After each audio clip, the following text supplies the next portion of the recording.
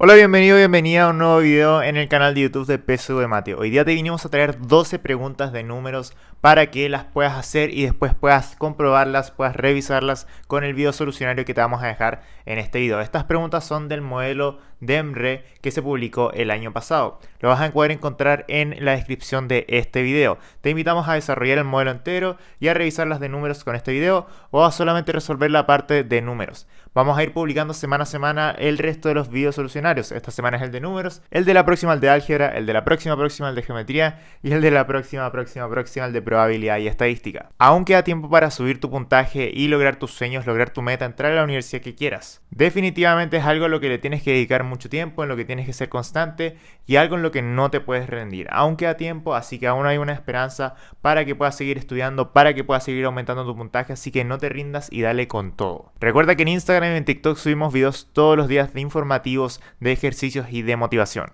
Y que en el link que te vamos a dejar en la descripción tenemos nuestro curso completo para la PAES de Matemáticas 1, Matemáticas 2, tenemos resúmenes de matemáticas, lenguaje y ciencias. Así que están invitados e invitadas a revisar todo nuestro material y a continuación te vamos a dejar el video solucionario. Bueno, cabros, esta es la primera pregunta del modelo. Acá tenemos varias restas y las estamos multiplicando todas. Entonces, ¿qué vamos a hacer para resolver este problema? Tenemos que agarrar el 1, de multiplicarlo por este 1 de acá, de ahí el 1 por este menos de acá, de ahí lo mismo con el menos un medio con este 1 y así. No vamos a hacer eso, ¿ya? Lo que vamos a hacer va a ser resolver cada resta por sí sola y después los resultados de estas restas que van a ser 1, 2, 3 y 4 los vamos a multiplicar entre sí, ¿ya? Y eso va a ser mucho más rápido. Entonces, 1 menos un medio. ¿Cuánto es 1 menos un medio? Eso es simplemente un medio, ¿ya? Porque es como 1 menos la mitad de la unidad. Ahora, el 1 menos un tercio, yo le digo al tiro que esto va a ser básicamente 2 tercios, ¿ya? ¿Y cómo yo sé? ¿Cómo sé que es básicamente 2 tercios? Porque hice este proceso de resta entre un número y una fracción. Básicamente tienes 1 menos un tercio, ¿ya? Si hacemos todo el proceso, esto va a ser lo mismo a, básicamente el 1 lo tenemos que transformar en una fracción de base 3, ¿cierto?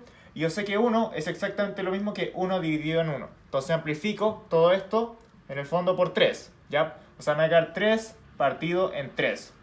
Y ahora le resto el 1 tercio. Como son fracciones de una misma base, puedo, por así decirlo, restar los numeradores, ¿cierto? Entonces tengo 3 menos 1 dividido en 3. Y ahora 3 menos 1 es simplemente 2. Y abajo se mantiene el 3. Y de ahí sale el 2 tercios, ¿ya? Todo este proceso, en el fondo, te lo puedes preguntar de esta forma. Como diciendo, ya, 1 menos 1 tercio. ¿Cuánto le falta al 1 tercio para llegar a ser 1? Entonces tú te imaginas el 1 tercio, ¿ya? Y tú sabes que básicamente ¿cuánto es la unidad? Si queremos, por así decirlo, mostrar la unidad como una fracción de base 3. La unidad como una fracción de base 3 va a ser básicamente 3 partido en 3, ¿cierto? Esto es exactamente lo mismo que 1. Entonces yo quiero llevar el 1 tercio a esto. ¿Cuánto me falta? Si ocupamos fracciones de base 3, ¿ya? ¿Cuánto me falta? Me falta un 2 acá, ¿cierto? Porque 1 más 2 me va a dar 3. Si mantengo mi denominador de base 3, esto me va a dar 3 partido en 3, que es lo mismo que 1. Entonces ese es el razonamiento con el que uno puede hacer una operación de una forma mucho más rápida. Porque por ejemplo acá, lo voy a hacer con color rojo, tengo 1 menos un cuarto. Yo podría hacer todo este proceso acá, que es totalmente válido, o lo podría hacer mental, pero también me podría preguntar cuánto le falta en un cuarto para llegar a ser 1, ¿cierto? Entonces, por ejemplo, voy a borrar esto de acá. Si yo tengo ahora 1 menos un cuarto, yo sé que, por así decirlo, el 1 expresado como una fracción de base 4 va a ser básicamente 4 partido en 4, ¿cierto? Esto es igual al 1. Entonces de ahí te preguntas, oye, ¿cuánto le falta a un cuarto para llegar a ser 4 cuartos? Y ahí como el denominador es de base 4, simplemente lo vamos a mantener. ¿Y cuánto le faltan? ¿Cuántas unidades le faltan en el numerador? Le faltan 3. ¿Por qué? Porque básicamente un cuarto más 3 cuartos es exactamente lo mismo que 4 cuartos, que es exactamente lo mismo que 1. ¿Ya? Si lo explicamos como de otra forma, para que quede todavía más claro, simplemente tenemos que agarrar un rectángulo, lo vamos a dividir en 4. Tenemos 4 pedazos, ¿ya? Y vamos a decir que todo esto de acá va a ser 1, la unidad, ¿ya? Ahora, como está dividido en 4 pedazos, simplemente yo digo que cada pedazo vale un cuarto, ¿ya? O sea, cada pedazo va a valer un cuarto. Y ahora estoy diciendo 1 menos un cuarto. O sea, un pedazo lo voy a sacar. ¿Cuántos pedazos me quedan? Me quedan 3 pedazos. O sea, me quedan 3 cuartos si es que yo le resto 1. ¿Ya? Y de esa forma estamos restando fracciones. ¿Qué es lo importante para este problema? Y después simplemente las vamos a multiplicar. Entonces acá me queda 1 menos un quinto. Por todo lo explicado, yo simplemente digo, oh, ¿cuánto le faltan un quinto para llegar a la unidad?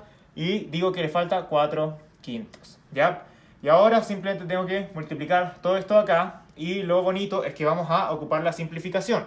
¿Ya? Vamos a simplificar de forma cruzada. Entonces, por ejemplo, este 2 se va con este 2 de acá. Este 3 se va con este 3 de acá. Este 4 se va con este 4 de acá. Y finalmente me queda, por así decirlo, el 1 multiplicado por todo esto de acá, que básicamente esto se transforma en un 1, o sea, arriba queda 1, esto de acá también se transforma en 1 porque está siendo simplificado, y abajo queda el 5. O sea, básicamente nos queda un quinto, ¿ya? Y eso es la alternativa B, que es la correcta para este problema. Ahora vamos a ver el segundo problema de este modelo. Ya tenemos 1 menos el 1 medio elevado a menos 3, ¿ya? Entonces, ¿qué vamos a hacer? Vamos a sacar esta parte de acá primero, o sea, vamos a calcular 1 medio elevado a menos 3. Ya. ¿Qué pasa cuando una fracción está siendo elevada a algo negativo?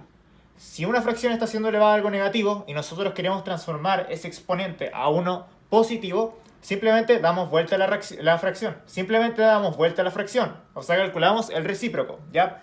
Entonces, vamos a, básicamente, decir que vamos a sacar este signo negativo, o sea, nos va a quedar solamente el 3, pero la fracción se ve afectada. Vamos a dar la vuelta. O sea, básicamente, el 2 que está abajo va a quedar arriba, y el 1 que está arriba, en este caso, va a quedar abajo, ¿ya? Y 2 partido en 1 es exactamente lo mismo que 2, y va a estar elevado a 3. Y 2 elevado a 3 va a ser básicamente 2 por 2 por 2, que es exactamente lo mismo que 8, ¿ya? Entonces, básicamente, sabemos que todo esto de acá, ¿ya? Sin el signo, recuerden, lo calculamos sin el signo, todo esto de acá es 8. O sea, nos queda 1 menos 8, y eso va a ser igual que menos 7, que es la respuesta a este problema y que es la alternativa D.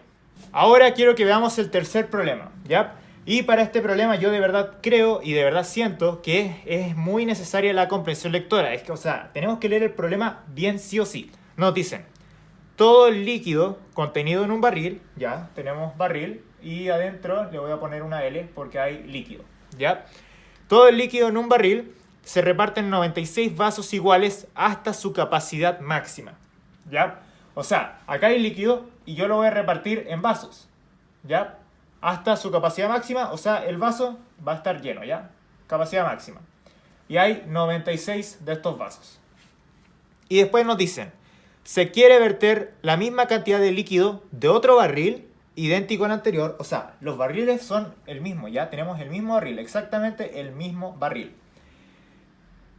Al mismo barril anterior, en vasos iguales a los usados, ¿ya? O sea, tenemos de nuevo el mismo vaso, pero solo hasta las 3/4 partes de su capacidad, ¿ya? O sea, ahora no estamos llenando el vaso hasta lo más que se pueda, no está lleno el vaso, está hasta las 3/4 partes, que sería como por ahí, ¿ya?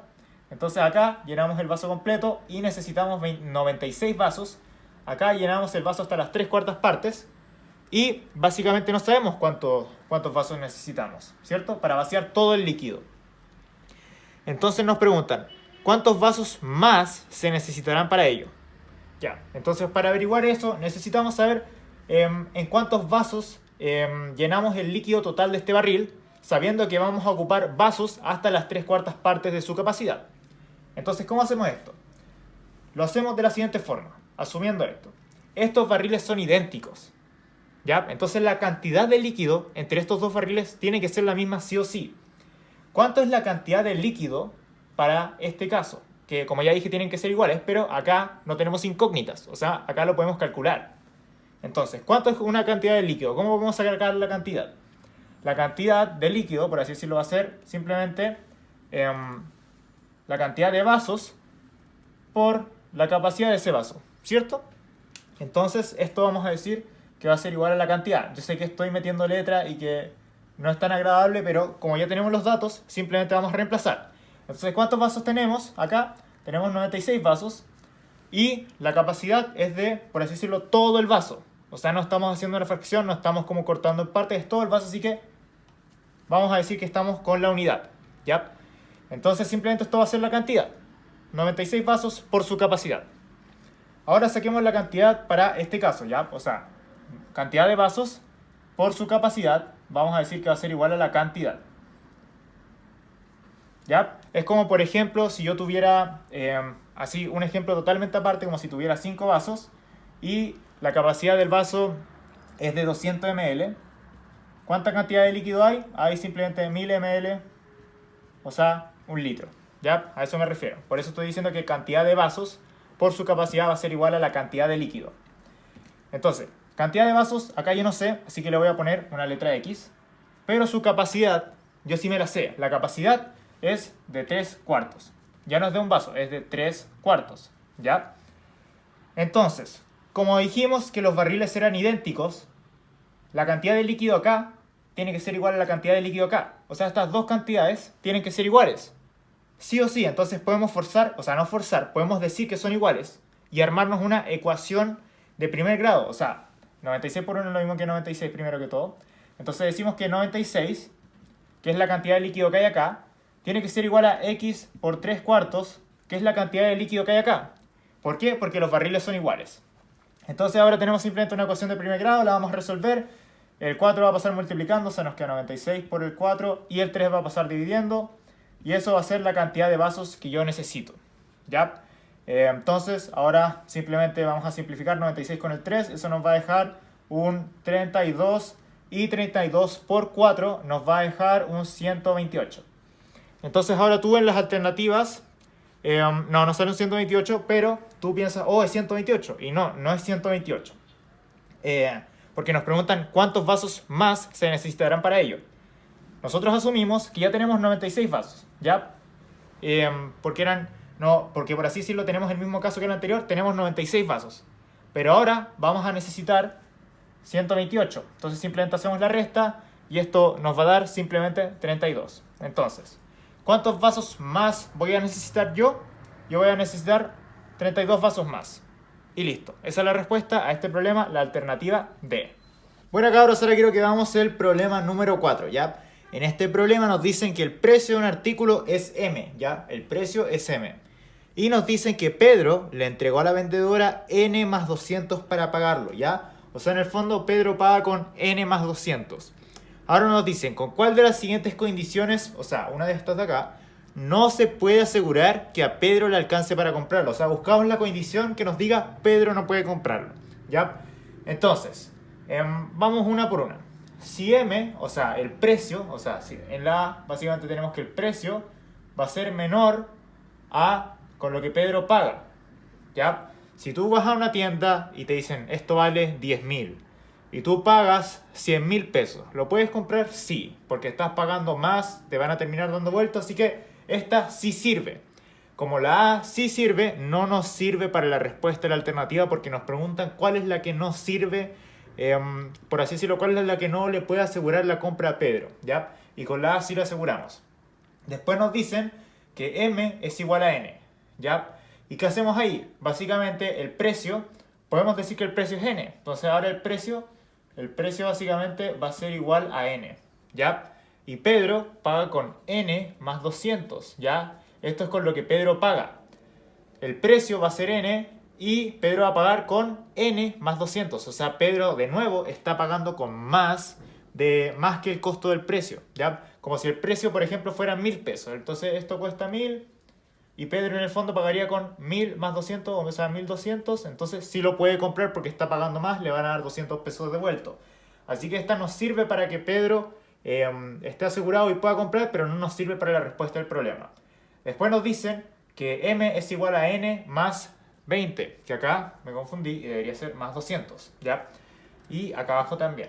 Entonces, ¿qué pasa si M es igual a N más 200? En el fondo, para la C, nos están diciendo que el precio va a ser igual a lo que Pedro paga. Si tú vas a una tienda y un chicle cuesta 200 pesos y tú pagas los 200 pesos, ¿lo vas a poder comprar? Sí, la C nos asegura la compra, ya solamente que no nos dan vuelto, pero nos asegura la compra, así que tampoco nos sirve para la respuesta a este problema, por lo que la alternativa correcta sería la D por descarte.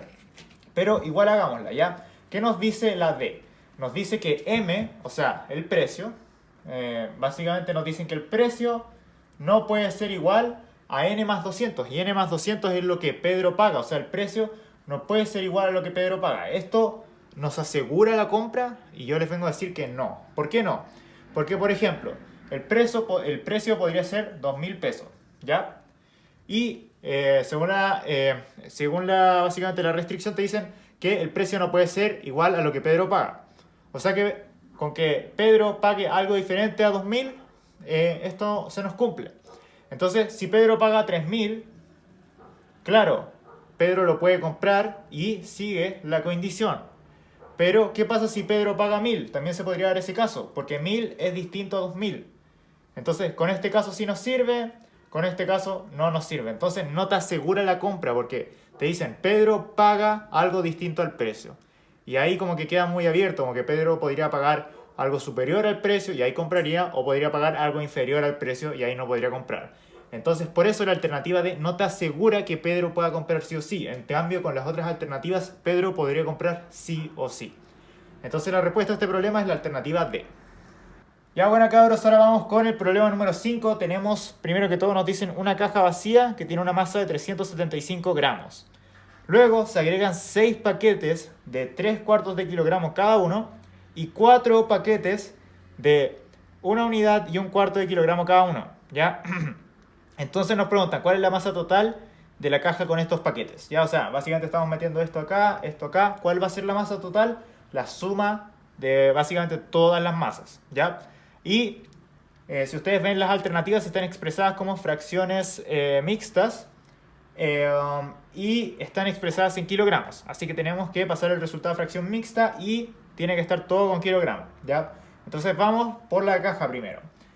La caja está en gramos, así que la tenemos que pasar a kilogramos. ¿Cómo hacemos eso?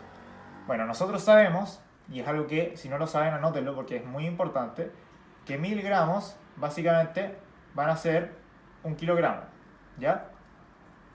Y ahora queremos saber cuántos son 375 gramos en kilogramos. Si ustedes se fijan, para pasar los gramos a kilogramos, simplemente dividimos por 1.000. Así que vamos a hacer lo mismo, ¿ya? O sea, 375 dividido en 1.000. Pero no lo vamos a escribir como decimal porque estamos trabajando con fracciones, ¿ya? O sea, lo vamos a dejar como 375 dividido en 1.000. Si simplificamos por 25, o sea, arriba y abajo vamos a dividir por 25, arriba nos va a dejar simplemente 15, ¿ya? Y abajo nos dejaría básicamente 40. Entonces ahí nos queda 15 partido en 40, eso todavía lo podemos seguir simplificando. Vamos a simplificar por 5. Arriba nos va a quedar un 3 y abajo nos va a quedar un 8, porque 5 por 8 es 40, ¿ya? Entonces básicamente es 375 gramos, es lo mismo que 3 octavos de 1 kilogramo, ¿ya? Entonces listo, tenemos el peso de la caja, o sea, la masa de la caja, y la podemos sumar a lo que obtengamos de acá. Entonces vamos con eso. 6 paquetes de 3 cuartos de kilogramo, eso simplemente va a ser una multiplicación, ¿ya? Va a ser 6 por 3 cuartos de kilogramo. Vamos a simplificar cruzado por 2, entonces 4 dividido en 2 nos va a quedar en 2, 6 dividido en 2 nos va a quedar en 3, y nos va a quedar 3 por 3, que va a ser 9, dividido en el 2 y siempre acompañado del kilogramo, ¿ya? Entonces básicamente es este más lo que obtengamos de acá, que es 4 por esta fracción, pero la vamos a pasar a una fracción con la que nosotros podamos trabajar. ¿Cómo pasamos esta fracción mixta a una fracción con la que nosotros podamos trabajar? Bueno, este 1 de acá básicamente significa una unidad, ¿ya? Entonces es como que ustedes tengan una unidad más el 1 cuarto, ¿ya? Y una unidad puede ser representada como 4 partido en 4, ¿ya? 4 partido en 4 es una unidad y simplemente se lo sumamos a nuestro 1 cuarto y eso va a ser igual a 5 partido en 4 de kilogramo. Entonces lo vamos a multiplicar acá, 4 por 5 partido en 4 de kilogramo. También esta fracción se puede transformar en una fracción con la que podamos trabajar de la siguiente forma. Simplemente tenemos que multiplicar el denominador por el número grande y sumárselo al numerador. O sea, denominador 4 por el número grande, que en este caso va a ser el 1. Y básicamente le sumamos el numerador, que en este caso es el 1, y lo dividimos por el denominador. Ahí básicamente nos quedaría 4 por 1, 4, más el 1 nos quedaría 5, y abajo nos quedaría un 4. Llegamos al mismo resultado. Entonces, ahora simplemente multiplicamos y nos va a quedar esto de acá. Vamos a simplificar por 4 de forma cruzada. O sea, 4 dividido en 4 nos quedan 1, 4 dividido en 4 nos quedan 1. Esto nos da resultado a 5 kilogramos. O sea, acá sumamos 5 kilogramos. ¿Ya? Entonces ahora tenemos que hacer la suma. Tenemos acá un denominador de 8. Así que vamos a transformar a todo a denominador 8. Simplemente hacemos esto. Y ahora, para tener denominador 8 no tuvo que hacer nada, así que se mantiene. Mantenemos el 3. Más para tener denominador 8 tuvo que ser amplificado por 4, ¿ya? Porque 2 por 4 te da el 8. Así que como en el fondo todo esto lo vamos a amplificar por 4, el numerador también se ha afectado. O sea, nos queda 4 por 9, ¿ya? O sea, básicamente, porque todo esto lo estamos amplificando por 4, nos queda 4 por 2, el 8 abajo. 4 por 9 nos queda 36. Y ahora, de acá también en el fondo está partido en 1.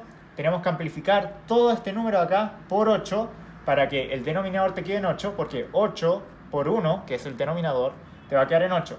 Así que el 5 también se ve amplificado por 8, lo que nos lo va a dejar en 40.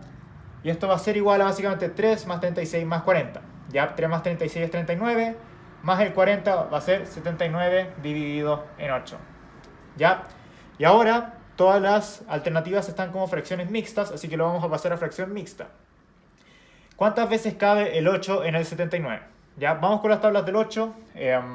Vamos, por ejemplo, ya, digamos que tenemos el 80. Retrocedamos uno para atrás.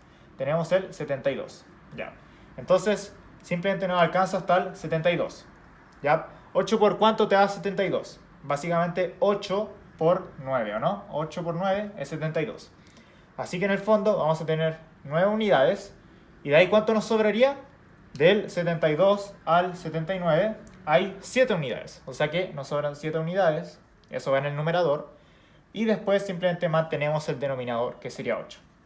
¿Ya? O sea, la respuesta para este problema sería la alternativa A.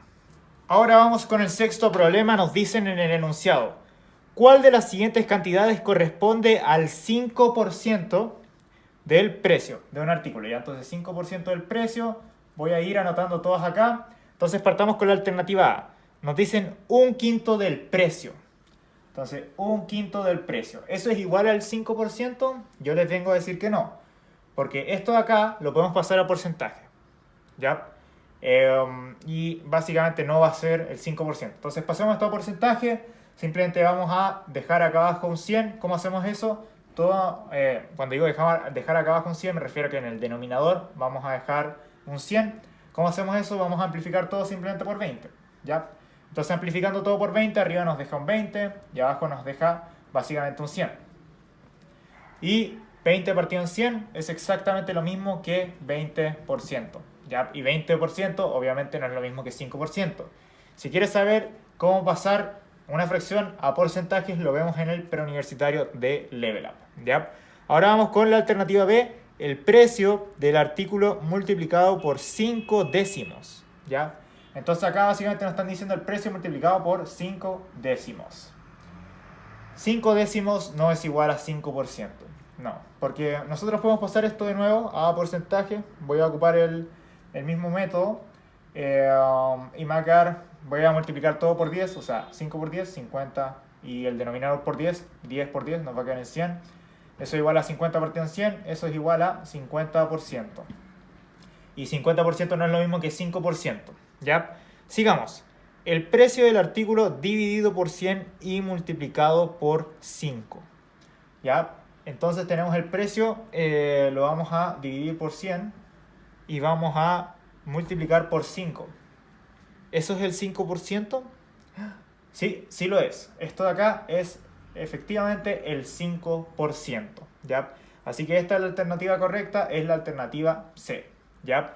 Ahora vamos la D, igual, el precio del artículo dividido por 5 y multiplicado por 100. O sea, tenemos el precio y lo vamos a dividir por 5 y lo vamos a multiplicar por 100. No, eso no es 5%.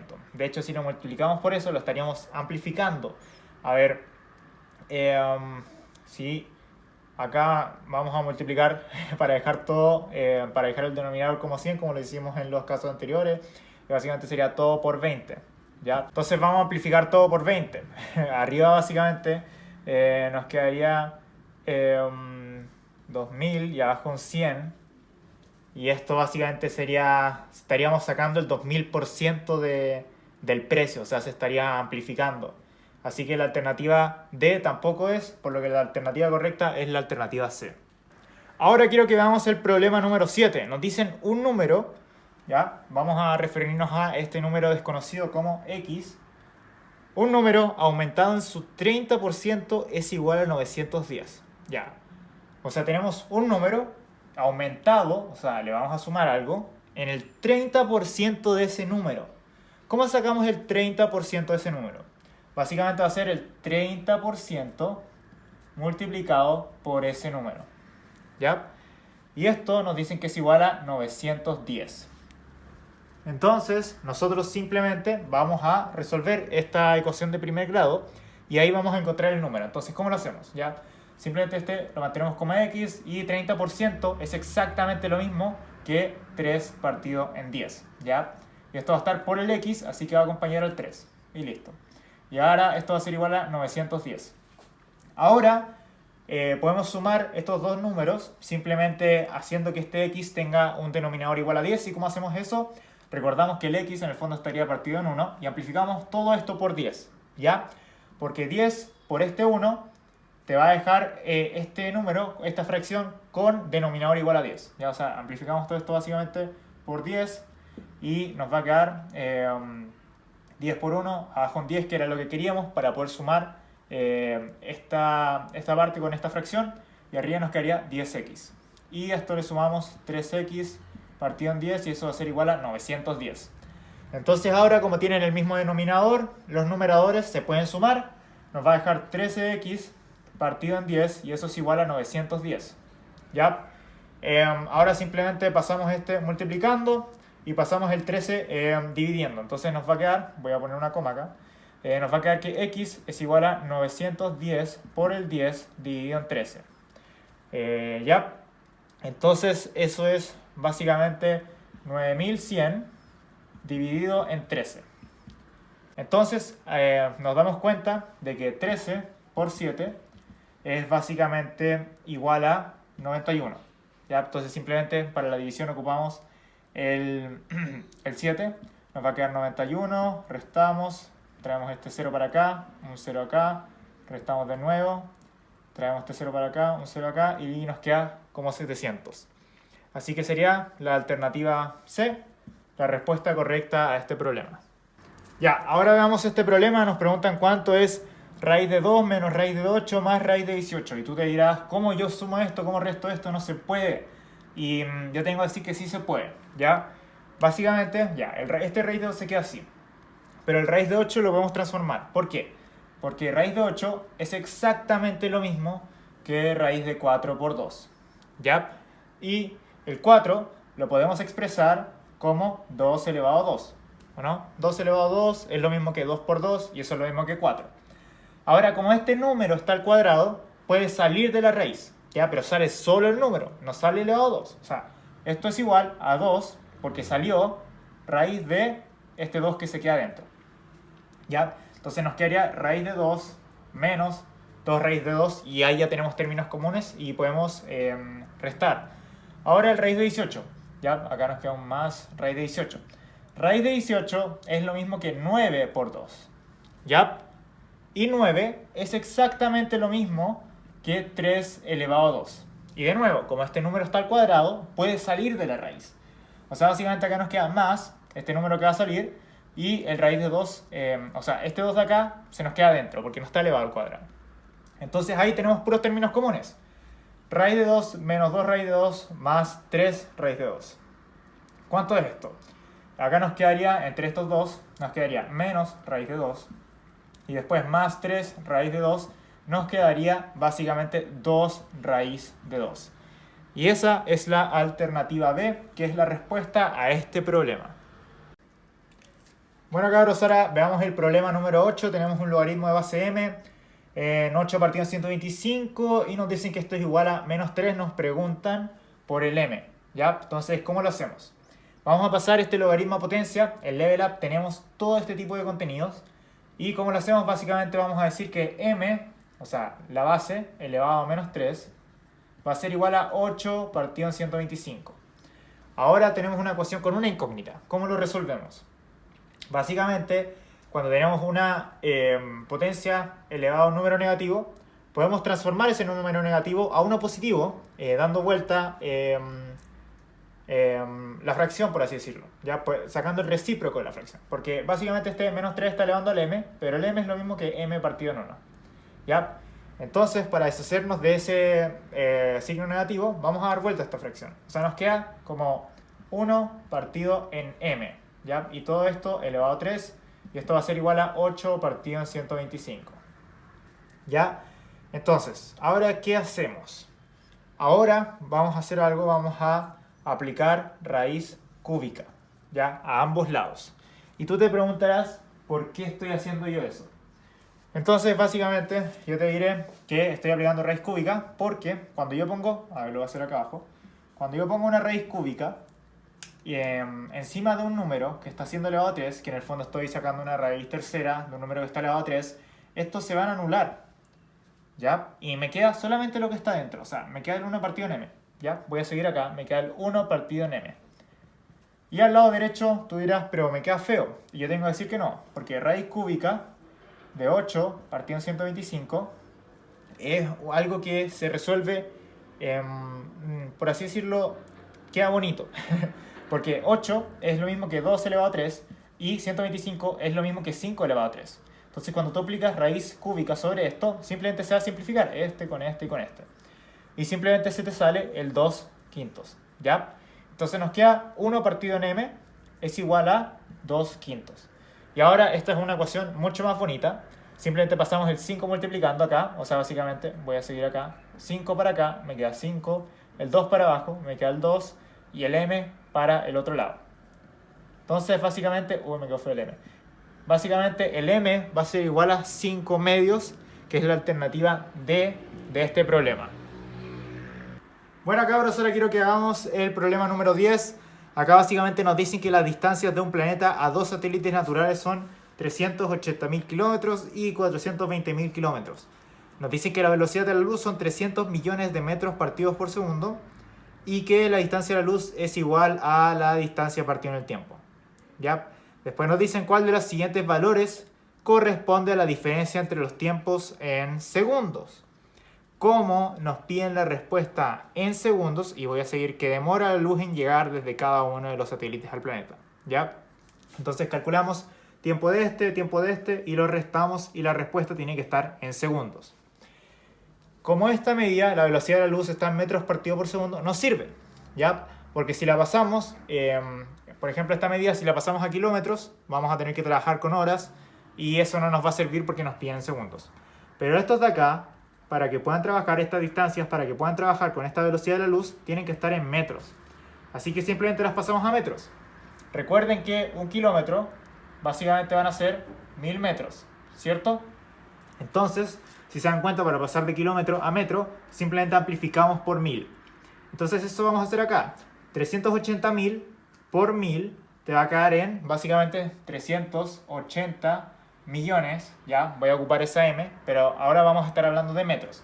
Esto es 380 millones, porque 380.000 por 1000 te va a dar 380 millones. Y lo mismo con esta distancia acá, va a ser 420 millones.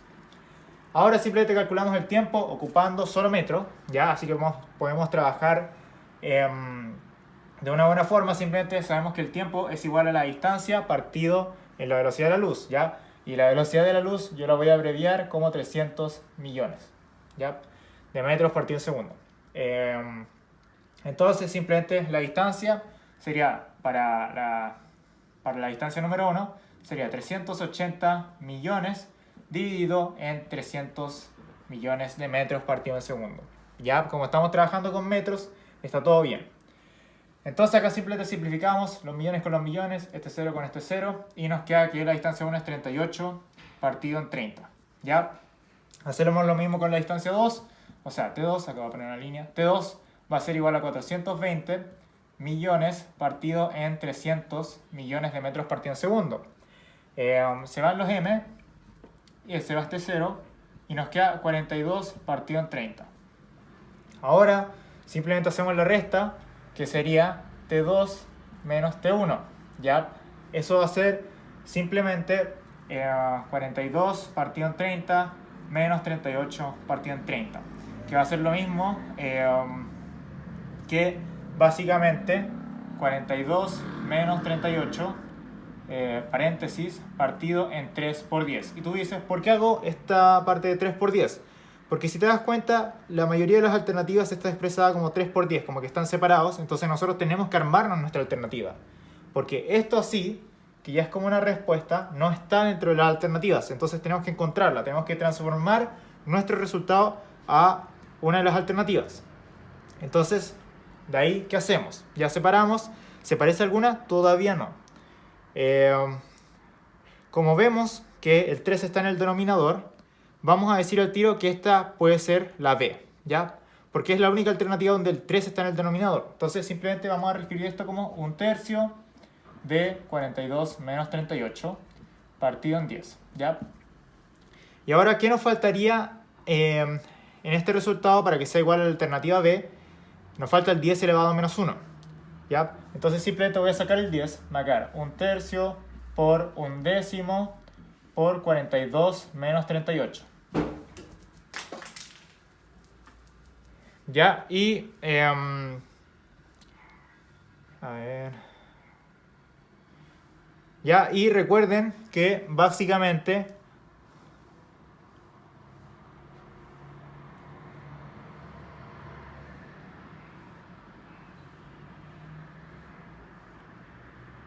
ya ahí, si se dan cuenta, esta alternativa es exactamente lo mismo que la B, pero falta el 10 elevado a menos 1.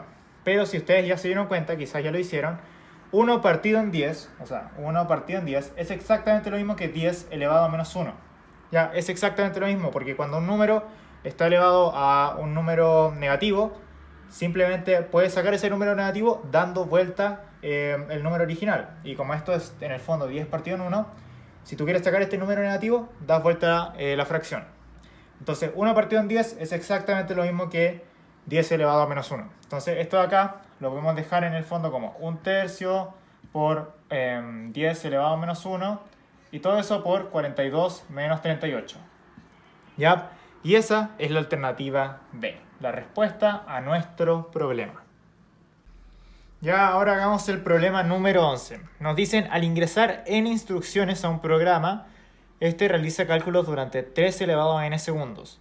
Ya, entonces tenemos n y acá estas van a ser las instrucciones. ¿Y cuánto se demora? Se demora 3 elevado a n segundos. ¿Ya? Cuando ingresan 9 instrucciones, o sea, ingresamos 9 instrucciones, este realiza cálculos durante m segundos. ¿Ya? Si el programa hizo cálculo durante 3m segundos, ¿cuántas instrucciones se ingresaron al programa? Ya, bueno, primero que todo, con estos datos podemos trabajar muchas cosas. Ya con esto tenemos todo. Está todo ahí. ¿Por qué? Porque nos dicen, ya, si tú ingresas n instrucciones, te salen 3 elevado a n, o sea, se demora 3 elevado a n segundos. ¿Ya? Entonces ingresemos 9 y veamos qué pasa. Si ingresamos 9 instrucciones por la primera fórmula, por así decirlo, el programa se debería demorar 3 elevado a 9, ¿cierto? ¿Ya? Entonces, abajo me dicen, si tú ingresas 9, se demora m. Entonces, ¿qué podemos concluir? Que básicamente m va a ser igual a 3 elevado a 9. Y después me dicen que el programa hizo cálculos durante 3m segundos. ¿Ya? O sea, ¿cuánto es 3m segundos? 3 por m simplemente va a ser 3 por nuestro m, que va a ser 3 elevado a 9. O sea, como este está elevado a 1, básicamente esto nos va a quedar en 3 elevado a 10, porque son potencias de igual base. Se suman los exponentes. ¿Ya? Entonces, volviendo acá arriba, no sabemos cuántas interacciones se hicieron, pero se demoró 3 elevado a 10 segundos, ya que es lo mismo que 3 por m. Lo acabamos de ver. ¿Cuántas interacciones fueron? ¿Cuántas interacciones se ingresaron al programa? Básicamente, si seguimos la primera fórmula, el número de interacciones va a ser igual a lo que esté elevado al 3. Y como en este caso el 3 está siendo elevado a 10, nosotros podemos decir que el número de interacciones va a ser igual a 10. O sea, la respuesta correcta es la alternativa A. Para ser un poco más claro, Es como si tú dijeras, hiciste 10 interacciones, se demora 3 elevado a 10 segundos. Ya cabros, ahora hagamos el problema número 12. Nos dicen que el radio de un átomo es cierto elemento, ya sea, el radio de un átomo A, pongámosle, es igual a X por 10 elevado a N, ya, por 10 elevado a N. Y nos dicen que el radio de un átomo de otro elemento, o sea, le voy a poner B, ya, estos nombres son solamente para distinguirlos, va a ser igual a I por 10 elevado a M. Y estamos hablando de metros, ya, pero los dos están con las mismas unidades de medida, así que está todo bien. Y después nos dicen, se puede determinar quién tiene un mayor radio si se sabe que, y nos dan la opción 1, que los radios están escritos en notación científica, con X mayor que Y. Ya, entonces, si están escritos como notación científica, básicamente están diciendo que estos números, por ejemplo, están acompañados de una sola coma.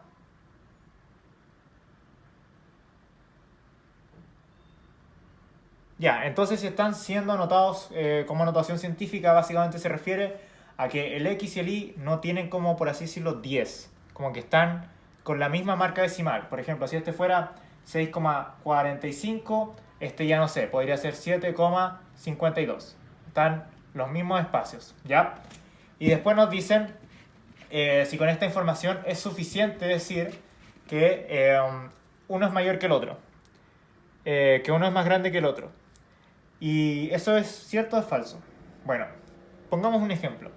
Si tenemos 7 como x por 10 elevado a n, y después en el otro, como básicamente el x tiene que ser mayor que el y, vamos a decir que es 5. 5 por 10 elevado a m.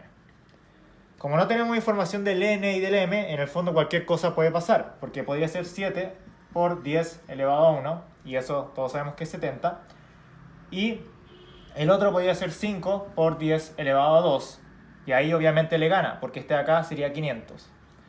Pero perfectamente podrían cambiar las cosas, y este podría ser 10, y ya ahí esto se transforma en muchos ceros más y se convertiría mucho más grande. Así que no podemos decir con seguridad si uno es mayor que el otro, porque queda muy abierto, ¿ya? Podría ser uno mayor que el otro o el otro podría ser mayor. Entonces no nos queda muy claro con la primera afirmación. Nos vamos a la segunda. La segunda dice que n es mayor que m, ¿ya? ¿Qué significa eso? Que tenemos x, y pongamos ejemplos de nuevo. Va a ser por 10, y ahora el n tiene que ser mayor. Así que el n le voy a poner como 4, y acá voy a poner y por 10 elevado a 2, ¿ya? Porque este es el n y es mayor que el m. Entonces, tú puedes decir con seguridad que uno es mayor que otro. ¿Sabes quién tiene mayor radio? Yo te vengo a decir que no, ¿ya? Porque no sé, supongamos que este de acá va a ser 2 por 10 elevado a 4 y este de acá va a ser 1 por 10 elevado a 2. Ahí ¿quién gana? Ahí el x tiene mayor radio. Pero con esta afirmación también podría pasar esto. También podría pasar que todo esto se mantiene y que el x es...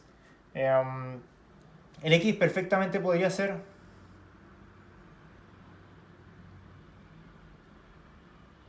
y que el x fuera, por ejemplo, 10 elevado a menos 3. ¿Ya? Tomando solamente la segunda afirmación, el x puede ser 10 elevado a menos 3, sí puede ser 10 elevado a menos 3. Y por 10 elevado a menos 4, o sea, y por 10 elevado a 4 te va a quedar 10. Y puede ser que el i sea simplemente, no sé, 10 elevado a 10, y ahí te quedaría por 10 elevado a 2, te quedaría 10 elevado a 7, que sería mucho, muy grande. Entonces acá tampoco tenemos seguridad, como que podría ser uno dependiendo del ejemplo, podría ser otro dependiendo de los números, entonces no podemos decir con seguridad si uno es mayor que el otro. Pero ¿qué pasa si juntamos 1 y 2? Si nosotros decimos que el x es mayor que el y, y decimos que el n es mayor que el m, entonces ¿podemos saber cuál es mayor? Ahí yo les vengo a decir que sí, sí podemos saber cuál es mayor, porque si tenemos x por 10 elevado a n y tenemos y por 10 elevado a m, y básicamente primero que todo están escritos como notación científica, ¿ya? Y el n es mayor que el m, sí podemos decir que el lado izquierdo es mayor que el derecho. ¿Por qué? Porque x, primero que todo, va a ser mayor que y, siempre, ¿ya? Y ni el x ni el y puede tener estos casos como que sea 10 elevado a menos 3 o 10 elevado a 4, porque está escrito como notación científica. Entonces, esta parte, por así decirlo, la tiene el 10. Y te están diciendo que el n es mayor que el m. Al decir que el n es mayor que el m, básicamente te estás asegurando de cualquier caso, ¿ya? Porque si este es 10 elevado a 5, este va a ser 10 elevado a 4, o menor. Si este, supongamos, es 10 elevado a menos 7, este tiene que ser todavía más pequeño, tiene que ser 10 elevado a menos 10, por ejemplo. Entonces siempre el lado izquierdo va a ser mayor que el derecho, siempre, sin ninguna duda. Y también hay otra forma de demostrar esto. Tú puedes partir diciendo que x es mayor que y, ¿cierto? Y de ahí simplemente multiplicamos ambos lados por 10 elevado a n. O sea, nos queda x por 10 elevado a n, y eso va a seguir siendo mayor que y por 10 a la n. ¿Ya? Y ahora, podemos decir que básicamente si este y lo multiplicamos por 10 elevado a m, va a ser todavía más chico. ¿Por qué? Porque el n es mayor que el m. ¿Ya? Es como si tuviéramos y elevado a 3 y acá tiene que ser menor. O sea, 10 elevado a 2 o elevado a 1 o más chico. Entonces, este acá va a ser siempre más grande que este. Entonces, de ahí simplemente tenemos que x por 10 elevado a n es mayor que este de acá. O sea, mayor que y por 10 elevado a m.